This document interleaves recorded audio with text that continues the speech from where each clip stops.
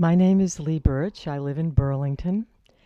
And one thing that I would like to talk about, because it's got a real Twilight Zone, Rod Sterling feel to me, is here we have the Air Force Environmental Impact Study put out by the Air Force.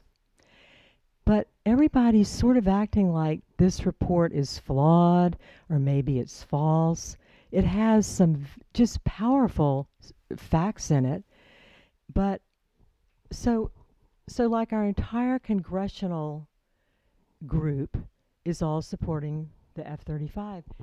And for me, the thing that's just really a shock is that Bernie Sanders, who has always said we need to, not be spending huge amounts on military spending, and has really, he's done things that I have really liked. Some of the things he's done have given me goosebumps. I think the man is basically a really good man. But I'm afraid that Bernie is in somebody's pocket, because every time I've heard Bernie support the F-35, it just focuses very quickly on jobs. It's kind of has a little canned quality to it compared to his usual very passionate, um, you know, things that he says that have a lot of feeling.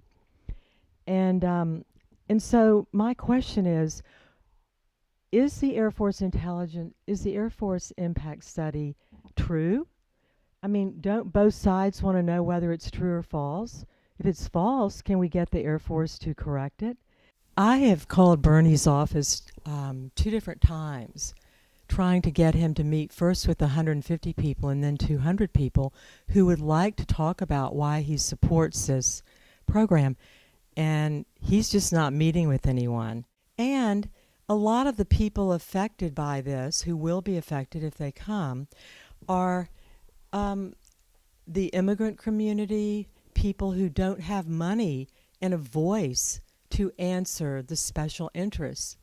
And one thing that's interesting I was going to read is that is tied into this is, according to the U.S. News and World Report, Bernie stated the following at the Citizens United Summit. He said, "At the very deepest sense, we are fighting to make sure that America does not become an oligarchy where people with unlimited sums of money control the political and economic process." One thing which I think ties into this too, which when I read this, I just found it shocking, but at the same time it was helpful to me.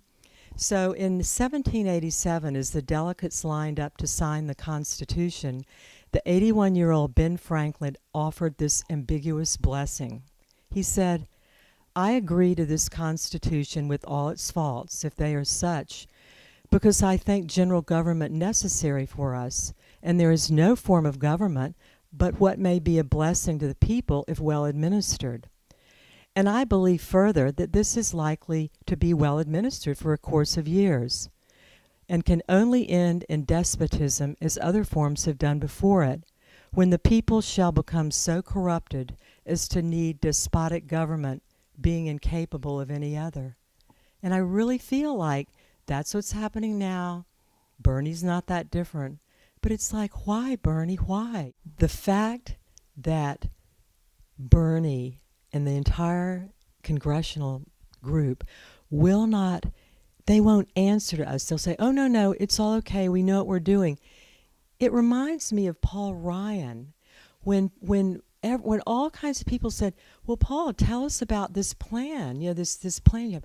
"Oh, well, there's really not time now to go over that." Then when in the Joe Biden debate, "Now, Paul, tell us about that plan. We have time." And he goes, "Well, we'll be telling you about it all after the election." That's what it reminds me of.